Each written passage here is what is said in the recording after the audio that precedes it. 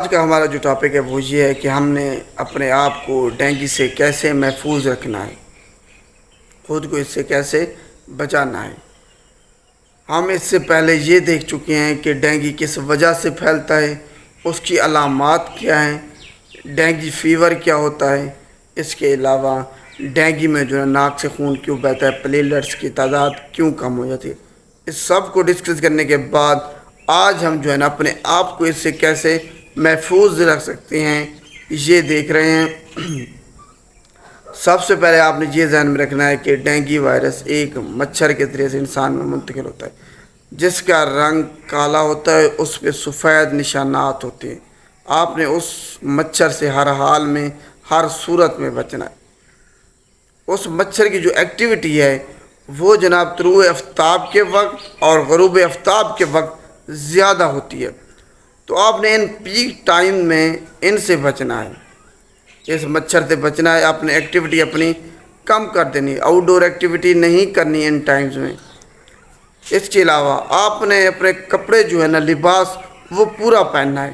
آپ کے ہاتھ پاؤں کور ہونا چاہیے، دستانے پہن سکتے ہیں آپ ہاتھوں پہ، اس کے علاوہ جرابیں پہن سکتے ہیں اپنے پاؤں میں۔ یہ آپ کے پاؤں اور ہاتھ پورا جسم مکمل طور پر کور ہونا چاہیے تاکہ کہیں بھی مچھر آپ کو نہ کاٹ سکے۔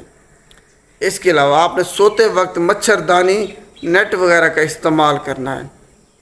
اس کے علاوہ آپ جو ہے نا ماسکیٹو ریپیلنٹ جیسے کہ موسپل وغیرہ ہو گیا وہ استعمال کر سکتے ہیں مچھر سے خود کو بچانے کے لیے۔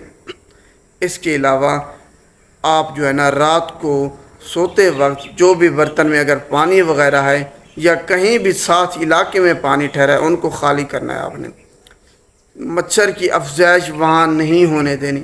مچھر گندے پانی میں اور جو پانی ٹھہرا ہوا ہو وہاں ہی گروتھ کرتا ہے، تو آپ نے سب سے پہلے پانی کو ضائع کرنا ہے تاکہ کوئی بھی ساتھ جو گندا پانی ہے یا آپ کے گھر میں کوئی کنٹینر ٹب وغیرہ ہے وہاں سے پانی آپ نے ختم کر دینا ہے، رات کو سوتے وقت اس کو ضائع کر دینا ہے۔ اس کے علاوہ مچھر کی پاپولیشن کو کنٹرول کرنے کے لیے آپ نے کمیونٹی کے ساتھ مل کر، اپنے اہل علاقہ ہیں ان کے ساتھ مل کر اس کی افزائش کو ختم کرنا ہے۔ انسیکٹیسائڈز کا استعمال کرنا ہے، سپرے وغیرہ کا، تاکہ مچھر جو ہے نا ختم ہو سکیں۔ رات کو سوتے وقت آپ نے اپنے گھروں میں دروازوں پر اور کھڑکیوں پر سکرین لگانی تاکہ مچھر سے مین ہے مچھر سے آپ کو بچایا جا سکے، مچھر آپ کو نہ کاٹ سکے۔ مین مقصد یہ ساری احتیاطی تدابیر کا یہی ہے۔ امید ہے آپ کو سمجھ آ گئی ہوگی کہ آپ نے جو ہے نا مچھر کے کاٹنے سے کیسے خود کو بچانا ہے۔ اگر ویڈیو اچھی لگے تو اس کو لائک کیجیے گا اور شیئر بھی لازمی کیجیے گا تاکہ سب لوگوں تک یہ ویڈیو جو ان کو پتہ چل سکے کہ انہوں نے ڈینگی سے کیسے بچنا ہے، کیونکہ ڈینگی ایک خطرناک بیماری ہے۔ شکریہ۔